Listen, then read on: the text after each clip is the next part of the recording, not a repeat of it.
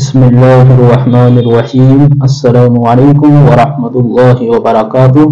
الحمدللہ، آج ہم اردو زبان کی چوتھی کتاب کا 16واں سبق پڑھتے ہیں۔ اشعار ذوق۔ کسی بے کس کو اے بیداد گر مارا تو کیا مارا، جو آپ ہی مر رہا ہو اس کو گر مارا تو کیا مارا۔ نہ مارا آپ کو جو خاک ہو اکسیر بن جاتا، اگر پارے کو اے اکسیر گر مارا تو کیا مارا۔ بڑے موذی کو مارا نفس امارہ کو گر مارا، نہنگ و اژدہا و شیر نر مارا تو کیا مارا۔